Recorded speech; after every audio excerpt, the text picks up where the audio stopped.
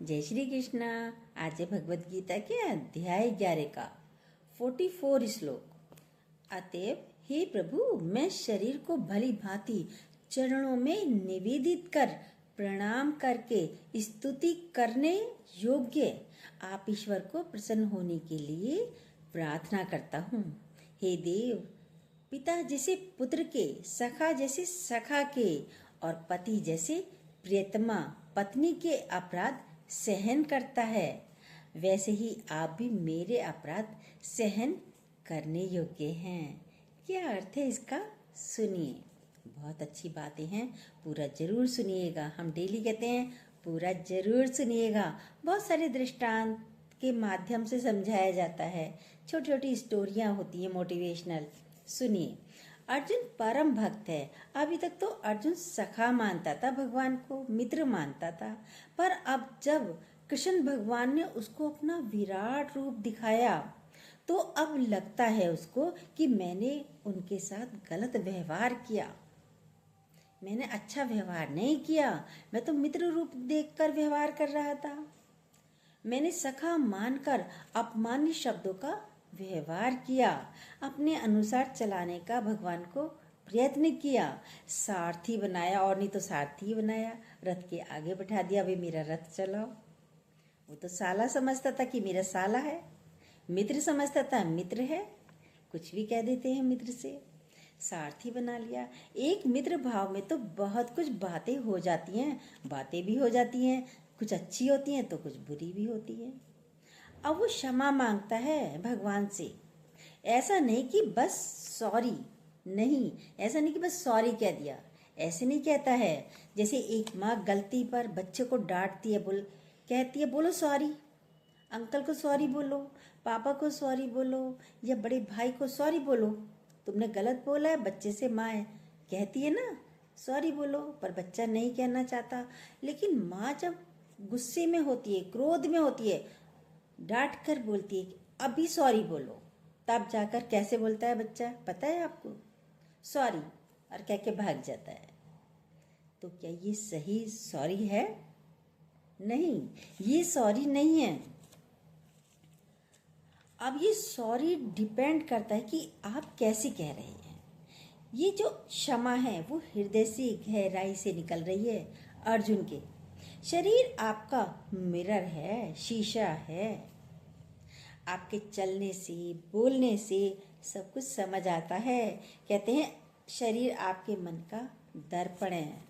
यदि आप क्रोध में हैं तो आप कैसे बोलेंगे वो आपका पता चल जाएगा अलग ही। आपके चेहरे पर, आपकी चाल से चलेंगे, पैर मार मार कर चलेंगे, गुस्से में तमतमाते हुए चलेंगे, चाल में फर्क हो जाएगा, आप भी पहचान जाएंगे। सब जानते हैं, ये सेंस सबको है। तो शरीर आपका दर्पण है। अब उसके मन में क्षमा याचना आ रही है। अर्जुन के मन में जो भाव उठा, कह रहा है हे प्रभु, मैं शरीर को भली भांति चरणों में निवेदित करता हूं, मतलब साष्टांग प्रणाम कर रहा है पूरा अर्जुन। मतलब अपने शरीर को भूमि बनाकर, भूमि क्या होती है, कुछ भी नहीं, कुछ भी नहीं, मैं कुछ भी नहीं, भगवान के आगे हमारी क्या हस्ती। जब आप क्षमा प्रार्थी होते हैं तो आपके भीतर का अहंकार गलित होता है। अहंकारी व्यक्ति जल्दी क्षमा नहीं मांगता, जल्दी झुकता नहीं है। इसलिए बच्चा नहीं झुक रहा था, बच्चे के अंदर भी अहंकार झलक रहा था। मैं क्यों सॉरी बोलूं, मैंने कोई गलती करी है? क्यों अहंकार गलित नहीं होता? क्योंकि अंदर पड़ा है मैं कुछ हूँ, मैं धनी हूँ, मैं फलाना सेठ हूँ। ये मैं, मेरापन अंदर है। आपने कुछ भी माना तो आपके भीतर वाला झुकने नहीं देगा आपको।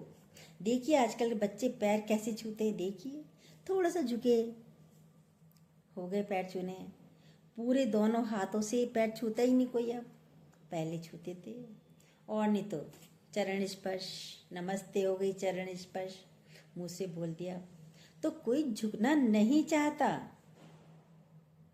बोल दिया चरण स्पर्श, ये भाव नहीं है। ये भाव है पैरों को छूने का? नहीं, बोल रहे हैं भली भांति चरणों में निवेदित। मतलब अपने को कुछ नहीं जान करके अर्जुन झुक रहा है उस विराटता के आगे। मेरी हस्ती कुछ नहीं है, उस विराटता के आगे मैं क्या हूँ? कुछ भी नहीं। इतने बड़े ईश्वर के आगे किस पर आप इतराओगे? इतने बड़ा ईश्वर है, हमारी हस्ती क्या है? कुछ भी नहीं। देखिए अपने आप को, किस पर इतराते हैं? ये बहुत अलग चीज है। और जब अपना अहंकार गलित होता है तभी आप झुक पाते हो। प्रेम में भी आप झुक सकते हो, यदि किसी प्रेम है तो अभी झुक सकते हो, पर क्रोध में आप झुक नहीं सकते। यदि क्रोध आ रहा है तो नहीं झुक सकते। आंखें तरेर के बोलते हैं, फिर तो आंखों में गुस्सा, तरेर के बोलते, मैं क्यों झुकूं? आंखें भौं। अभी हम बोल रहे हैं, बोलने के स्टाइल से ही पता चल जाता ना कि क्रोध कैसे आता होगा। नम्र व्यक्ति ही अहंकार रहित होता है, वही व्यक्ति झुक सकता है। अब अर्जुन के अंदर कोई अहंकार नहीं है, कह रहे हैं साष्टांग प्रणाम कर रहा हूं। ये दोनों ही चीज हैं। जब आप बहुत भाव में हैं, बहुत श्रद्धा में हैं, तो आपका सिर चरणों में आ जाता है, तभी झुक जाता है। बिल्कुल चरणों में साष्टांग प्रणाम होता है लेट कर। और यदि गुस्से में आ जाते हैं तो क्या बोलते हैं? लगाएं जूता अभी आपके, ऐसे ही बोलते हैं। अच्छा नहीं लग रहा ना ये शब्द, लेकिन हमने सुना है ऐसा। हम भी गुरु के मुख से सुनते हैं, गुरु जी भी सबकी जो सुनी बातें होती हैं उनका तो पूरा अनुभव का ज्ञान होता है। तो गुरु जी ने बताया, लखनऊ शहर नवाबों का शहर है, बोलते तो बहुत अच्छा है, पर लैंग्वेज कैसी है? एक नवाब को अपने नौकर के ऊपर गुस्सा आया, कहता है संभल कर रहना। नवाब कहता है संभल कर रहना, कहीं मेरा जूता आपके सर का ताज ना बन जाए। ताज भी बता रहे हैं और जूते को भी बता रहे हैं। मेरा जूता आपके सर का ताज ना बन जाए। अब ये जूता मारने वाली चीज आती है, ये क्या है? मतलब अपना पैर उसके सर पर मारना चाहता है वो नवाब। पैर तो नहीं मार सकते, पैर इतना सर तक उठेगा नहीं, खुद ही गिर जाएंगे। कह रहे हैं मतलब दबाना चाहते हैं। ये जो जूता मारना है ये अपमानित करना है, मतलब इसे अपने पैरों तले लाना चाहता है, नौकर को दबाना चाहता है, नौकर को। इतना गहरा अहंकार। और इसके विपरीत जो आपके भीतर श्रद्धा है, प्रेम है, भाव है, तब आप अपना सर चरणों में रखते हैं। जिसके प्रति भाव होता है, गुरु के प्रति, भगवान के प्रति, माता पिता के प्रति भी भाव होते हैं, श्रद्धा होती है, प्रेम होता है। अर्जुन इस व्यक्त श्रद्धा से ओतप्रोत है। अहंकार और प्रेम एक साथ नहीं रह सकते कभी भी। दो अकड़ वाले एक साथ नहीं रह सकते, बनने की नहीं है। दोनों पति पत्नी यदि अकड़ वाले हों तो साथ नहीं रह सकते, फिर तो डिवोर्स ही हो जाता है। इसलिए कहते हैं भैया एक सीधा है एक थोड़ा तेज है, तो गाड़ी आराम से चलती है जीवन की। प्रेम की खेती करिए और स्तुति करने योग्य आप ईश्वर को प्रसन्न होने के लिए प्रार्थना करते हैं। कह रहा है अर्जुन, स्तुति करने योग्य आप ईश्वर को प्रसन्न होने के लिए मैं प्रार्थना करता हूँ। कोशिश करिए भगवान से आप मांगिए मत कुछ, ये कोशिश करिए भगवान से कुछ मांगिए मत, प्रार्थना करिए, स्तुति करिए। प्रार्थना मतलब प्रार्थी बन जाते हो, प्रार्थना भी नहीं, स्तुति करिए। हर समय भगवान का गुणगान गाते रहिए, हर समय भगवान का गुणगान होना चाहिए। भगवान तू क्या नहीं है, भगवान तूने क्या नहीं दिया है, ऐसे उसके शुक्रिया बोलिए, थैंक यू बोलिए। लेकिन आप क्या बोलेंगे? आप तो बोलेंगे भगवान आपने दिया ही किया है, मुझे ये नहीं दिया, मुझे वो नहीं दिया, भगवान ऐसा नहीं किया। देखिए अपने अपने को देखिए ना, रोज वाणी चल रही है, रोज गीता चल रही है इतनी अच्छी, ये आपके चरित्र को बनाने के लिए ही है, पर अपने में अप्लाई तो कीजिए। सप्लाई मत कीजिए, अप्लाई स्वयं में कीजिए। कोशिश करिए परमात्मा की स्तुति करने की आदत डालिए। गुणगान में आपके भीतर वाला प्रसन्न हो जाएगा, प्रसन्न रहेगा, आनंद में रहेगा। प्रार्थना मतलब क्या होता है? प्रार्थी मतलब मांगते रहते हैं, कुछ ना कुछ दे दो। भगवान लाइट ले आओ, लाइट चली गई। भगवान वॉशिंग मशीन खराब हो गई, उसको ठीक कर दो। भगवान आज मेहरी नहीं आई, बर्तन साफ करने हैं, पोछा लगाना है, कैसे लगाऊं, भेज दो, छुट्टी ना करे। देखो स्टूडेंट लेट हो जाते हैं स्कूल जाने के लिए तो प्रार्थना करते हैं, भगवान आज टीचर को ना थोड़ा देर से भेजना क्लास में, ताकि मैं क्लास तक पहुंच जाऊं जल्दी उनके आने से पहले। देखिए क्या क्या मांगते हो, भगवान से प्रार्थना करते रहते हैं। एक आदमी था, उसने बोला सबसे सीधे से भगवान कौन से हैं? व्यक्ति ने पूछा सबसे सीधे भगवान कौन से हैं जो जल्दी मान जाए मेरी बात? भाई ऐसा भगवान कोई ढूंढे, बताए कोई, जो थोड़ी सी प्रार्थना करें हम और हमारी बात मान जाए। अब वो ढूंढने चला गया, गया जी ढूंढने। किसी एक ने खोजा, खोज भी लिया, कहा भाई देखो बाकियों की तो बहुत डिमांड है, लेकिन भाई बाकियों की तो बहुत डिमांड है। शिव जी अपने तरीके के हैं, विष्णु अपने तरीके के हैं, हनुमान जी गदाधारी हैं और उनके सबके मंदिरों में लाइन लाइन लगी रहती है। शिव जी के मंदिर में जाओ तो भीड़, विष्णु भगवान के मंदिर में जाओ तो भीड़, हनुमान जी के मंदिर में जाओ तो लंबी कतारें, सब में लंबी कतारें। पर जो ब्रह्मा जी हैं उनके मंदिर में कोई नहीं जाता, उनके मंदिर भी नहीं है, वही खाली हैं। वो पुष्कर में है मंदिर, वहाँ कोई भीड़ नहीं होती है, भाई वहाँ चले जाओ। ब्रह्मा जी तो खाली हैं, जल्दी सुन लेंगे, लाइन में भी नहीं लगना पड़ेगा। उसने सोचा बात तो सही कह रहा है ये। गए जी पुष्कर, गया वो व्यक्ति, गया वहाँ पे तपस्या करने बैठ गया मंदिर में, लंबी कतारों में नहीं लगना पड़ा। प्रार्थना करी ब्रह्मा जी की, तपस्या करी। अब ब्रह्मा जी तो बहुत खुश हो गए, भाई कोई तो आया, चलो मेरे सामने तपस्या करने के लिए, मेरी पूजा करने के लिए, मेरी स्तुति करने के लिए कोई तो आया, कोई आता ही नहीं है मेरी पूजा करने के लिए। ब्रह्मा जी प्रसन्न, बोलो बेटा क्या चाहते हो, मांगो, क्या चाहते हो तुम? गया तो इच्छा से ही था, भाई कुछ चाहिए था उसे, बिना इच्छा के तो कोई भगवान के द्वार पर जाता ही नहीं है। ब्रह्मा जी से बोला कितने वरदान दोगे? अब ब्रह्मा जी ने सोचा भाई वैसे तो एक ही देते, उन्होंने कहा भाई कोई आता ही नहीं है मेरे पास, चलो इसे 3 दे देता हूँ।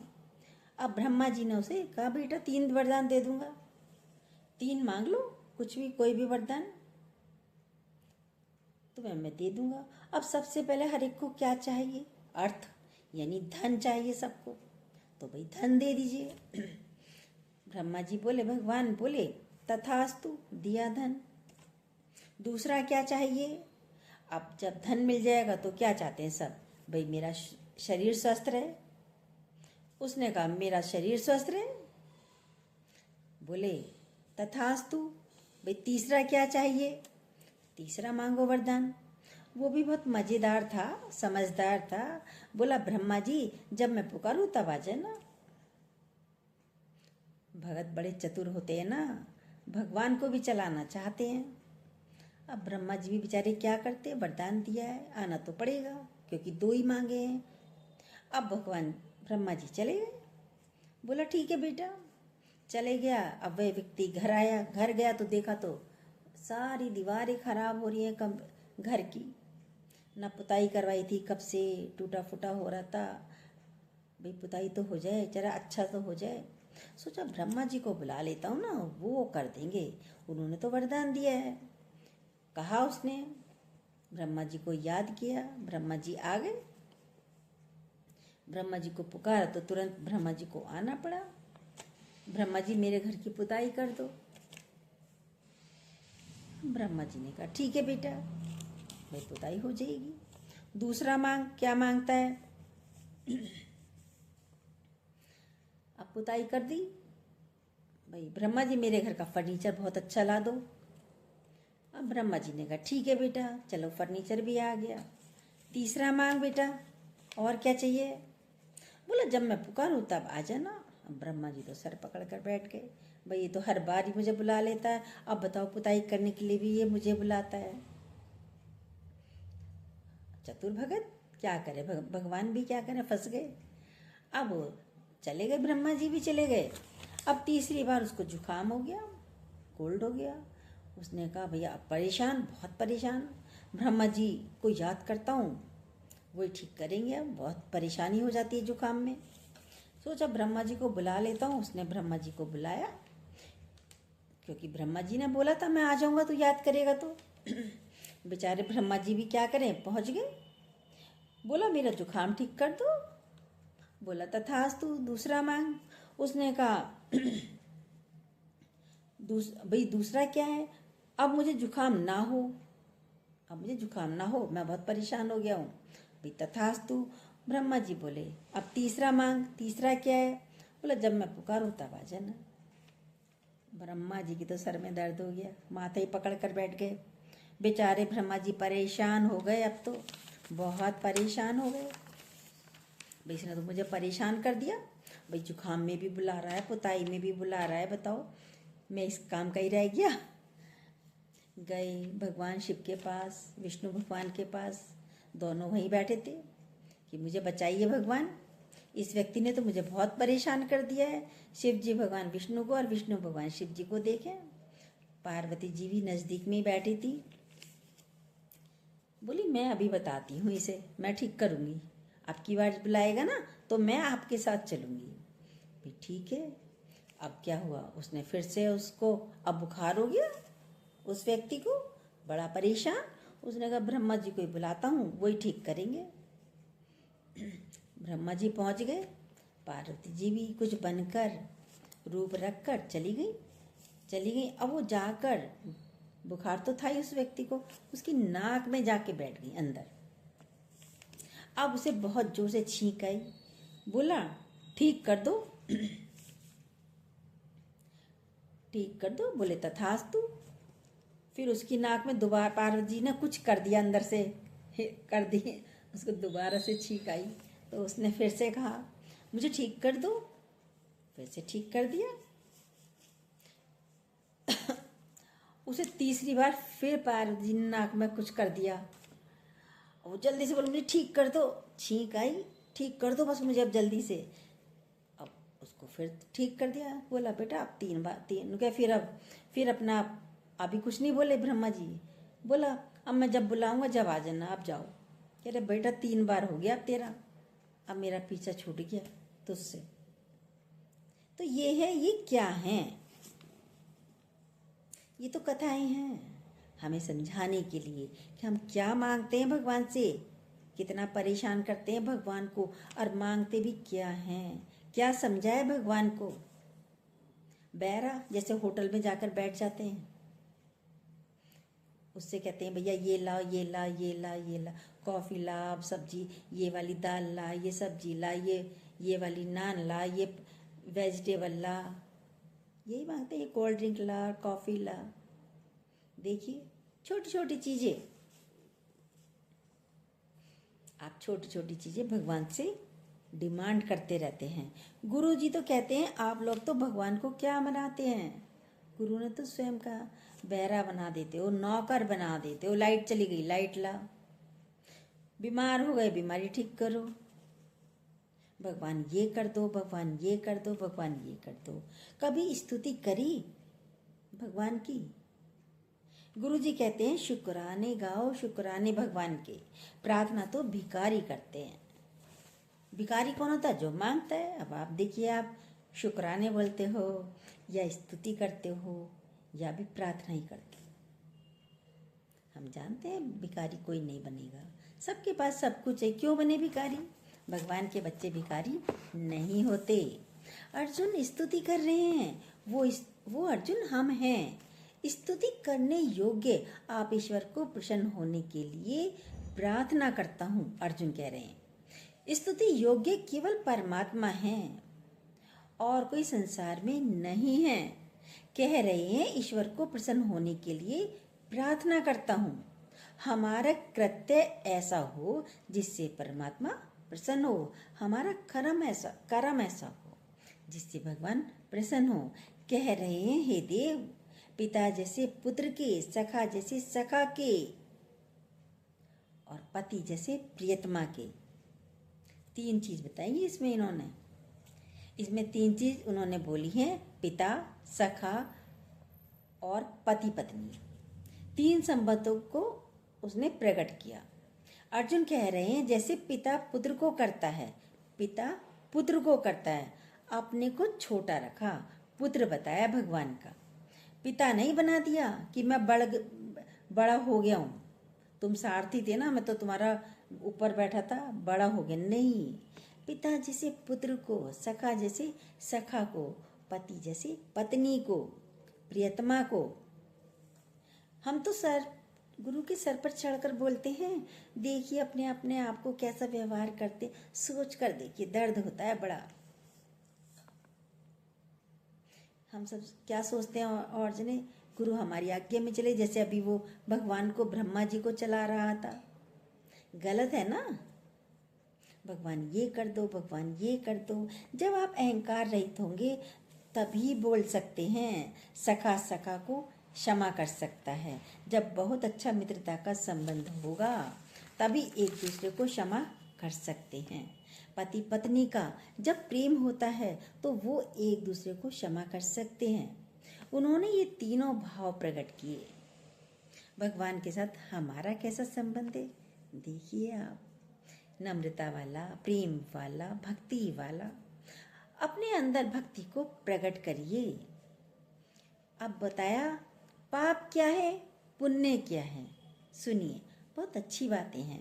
पाप क्या है, पुण्य क्या है। गोपियों से पूछा, बोली गोपियों से पूछा, भाई पाप क्या है और पुण्य क्या है। ये पूछा उद्धव ने। तो बोली, जब आप भगवान के निकट हैं तो पुण्य है, और जब आप भगवान से दूर हैं तो पाप है। जब आप पाप में रहते हैं या पुण्य में रहते हैं, अपने को देखिए, भाई आप कहाँ रहते हो, पाप में रह रहे हो या पुण्य में रह रहे हो। अब आप कहाँ रह रहे हो, आँख बंद करके देखिए, आपको तुरंत पता चल जाएगा। अभी की अभी आपको पता चल जाएगा। आंखें बंद करके देखिए, कौन सामने आ रहा है, पति आ रहा है, करके देखिए। आंखों को बंद करके पति सामने आ रहा है, बच्चे सामने आ रहे हैं, कोई दोस्त सामने आ रहा है। कभी भगवान की मूर्त सामने आई, देखिए। भगवान कहते हैं मुझसे मुझी को मांग ले, पर भगवान के पास जाकर भी भगवान को कोई नहीं मांगता। भगवान ये कर देना, भगवान वो दे देना, सब ये मांगते हैं। भगवान को याद करो तो दुखी होगे नहीं, चिंता लगेगी नहीं, हालतें आएंगी नहीं, आएंगी पर लगेंगी नहीं। इसलिए पाप हो जाता है। पाप में क्या होता है, पीड़ा होती है। भगवान से दूर हैं तो पीड़ित हैं, पीड़ित हैं तो पाप में हैं। देखिए अपने आप को, आप देखिए कहाँ हैं हम। गोपियां सारा समय कृष्ण के साथ थी, जरूरी नहीं कि करीब हो, लेकिन भगवान तो अंदर ही बैठा है उनके। हर वक्त सिर्फ परमात्मा का ही विचार हो। जो भक्त होता है दूसरा कोई विचार उसके अंदर नहीं आता। जो तेरी मर्जी वो मेरे लिए बहुत अच्छा। अपने भाव को परमात्मा से जोड़ने का प्रयत्न करिए। सब अच्छे हैं, सब परमात्मिक स्वरूप हैं, सभी भगवान हैं। ऐसे रहिए। जय श्री कृष्णा। जो न्यू हो प्लीज़ सब्सक्राइब कीजिएगा, बेल को दोबारा प्रेस जरूर कीजिएगा और लाइक कमेंट जरूर दीजिएगा।